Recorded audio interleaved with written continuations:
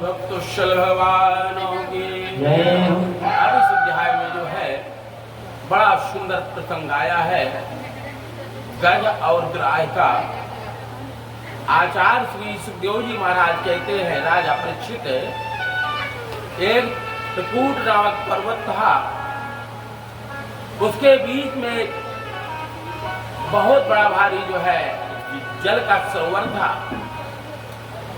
एक हाथी था गज, उसके 100 जो है पत्नियां थी और 1000 पुत्र थे।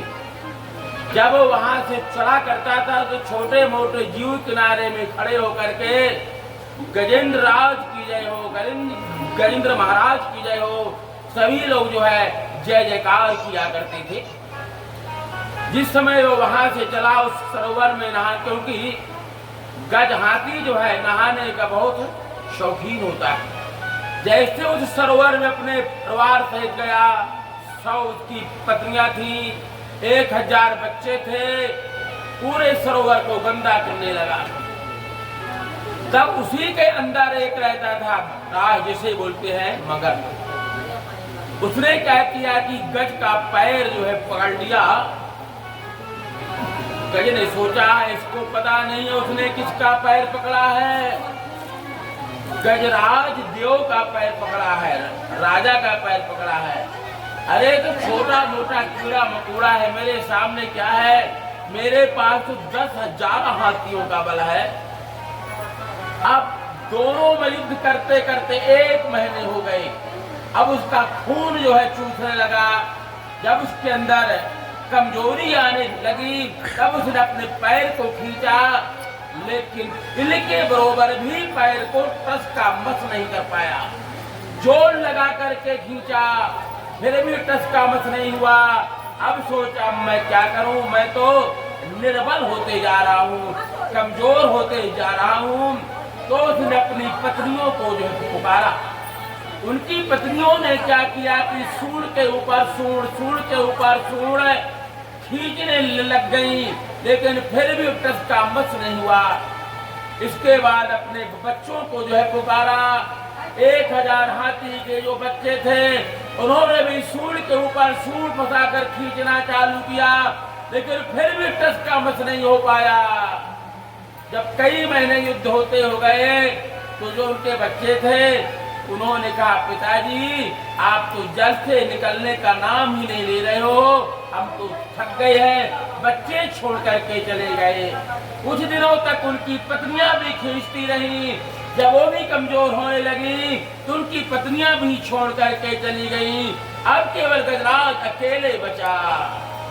अब सोचा देखो मुझ में जो है बड़ा भारी अहम था कि ये मेरी पत्नी है, ये मेरे बच्चे हैं, देखो आज सब लोग छोड़कर मुझे चले गए, आज मेरा कोई नहीं। तब उसने किसी भी देवी देवता का नाम नहीं लिया। उसने किसकी प्रार्थना किया, जो अजन्मा है, बिन पग चले सुने बिन काना, अकर विधि कर्म करे विधि नाना, आनंद रहित सकल रस भोगी और बिन वाणी वक्ता बरजोगी। अजन्मा जिसका नाम नहीं है, भगवान शिव खड़े हैं, कह रहे हैं अगर गज मेरा नाम ले तो मैं जाकर सहायता करूं। दुर्गा जी खड़ी हुई है, अगर मुझे मेरा नाम ले तो मैं सहायता करूं। जिसका कोई नाम नहीं है, भगवान ने कहा मेरा नाम तो नारायण है, लेकिन मैं अजन्मा हूं, न कभी जन्म लेता हूं न कभी मरता हूं। दूसरे बड़ा सुंदर एक जो है गजेंद्र मोक्ष के नाम से गजेंद्र मोक्ष की स्तुति किया नारायण की। वैसे नारायण ने गरुण से कहा, गरुण जल्दी तैयार हो, इस समय ग्राह जो है संकट में है। तब गरुड़ के अंदर अहम आ गया कि मेरे बिना भगवान का काम नहीं चलता। भगवान ने कहा लो, उसको भी अहम आ गया। भगवान ने अपनी छिंदी का नाखून जो है गरुड़ के ऊपर रखा और कहा गरुड़ उड़ो। आप गरुड़ कह रहा है प्रभु मजाक मत करो, कह नहीं उड़ो। मेरे प्रभु ने इस छिंदी का नाखून गरुड़ के ऊपर रखा। गरुड़ ने पूरी ताकत लगाई और पंखा फड़र फड़र कर रहा है, लेकिन टस का मस भी नहीं हो रहा है। उसका हम चूर का चूर हो गया। क्योंकि मेरे प्रभु का भोजन क्या है? अहम। बाबा कविता बनी में लिखते हैं, हे हरि हर हर शुद्ध विनय करो कर जोर, अब बैरी पित के शिवन से मिलन करा दे वो। भगवान का भोजन क्या है? अहम। अगर आपके अंदर अहम आए कि मैं बहुत बड़ा विद्वान हूँ, मैं देखने में बहुत सुंदर हूँ, मेरे पास तो बहुत सारा धन संपत्ति, एक क्षण में समाप्त हो जाएगा। इसलिए भगवान के सामने कभी अहम तो करना ही नहीं। गरुड़ ने अहम किया, भगवान ने तत्क्षण उसका अहम चूर्ण कर दिया। तब भगवान गरुड़ के ऊपर बैठे और सुदर्शन चक्र चलाया और ग्राह का सिर काट दिया और उसकी सूंड पकड़ कर जैसे देखा कि प्रभु आ गए, वहीं पर कमल का पुष्प लगा हुआ था, उसने अपनी सूंड से कमल के पुष्प को लिया और ऊपर उठाया, प्रभु का स्तवन किया। तब मेरे प्रभु ने बाएं हाथ से उसके सूंड पकड़ा और खींचते हुए जो है ग्राह के सहित चला आया और उसका अपने सुदर्शन चक्र से सिर के 2 टुकड़े कर दिए। जब भगवान पहुंचे, इस कथा का सार केवल इतना है कि जब भगवान पहुंचे तो भगवान के पहले ग्राह पहुंच चुका था। भगवान ने कहा, लक्ष्मी ये कौन सा नया पार्षद आ गया? कहा, प्रभु आपने ही तो भेजा है। कहा, मैंने कहाँ भेजा है? इसीलिए लिखा है कि अहम हरेक पादैक मूलम दासानुदासो भवतास भूयः। मनुष्य को दासों का दास बनना चाहिए। अगर दासों के दास की आपने पूजा कर लिया ना, तो समझो कि आपका सब कुछ भगवान ने प्राप्त कर लिया।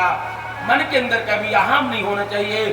छोटा बनने में जो आनंद है, माने उसके पहले ग्राह जो है भगवान का पार्षद बन के बैठ गया, दासानुदास, दासों का दास बन के देखिए, फिर उसमें कितना आनंद है।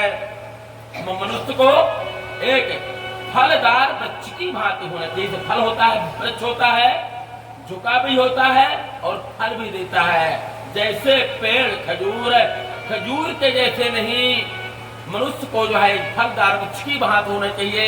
अहम बिल्कुल नहीं होना चाहिए और जब भी कहीं जाए अबोध बालक बन के बैठना चाहिए। ये नहीं कि उसके दिमाग में कई तरह की चीजें चलती रहे, तभी तो हम भगवान को प्राप्त कर पाएंगे। निर्मल मन जन सो मुहि पावा। अगर थोड़ा सा भी यहाँ आया तो भगवान को एक जन्म नहीं, कई जन्म लग जाएंगे, एक दृष्टि भी नहीं भगवान के ऊपर डाल पाओगे। तो इस कथा का सार केवल इतना ही है कि हम प्रभु को अहम से जो है शरीर के अंदर मत्सर है, इसको निकाल करके और भगवान की प्रार्थना करें, तो निश्चित जो है प्रभु हमारी प्रार्थना को जो है सुनेगा।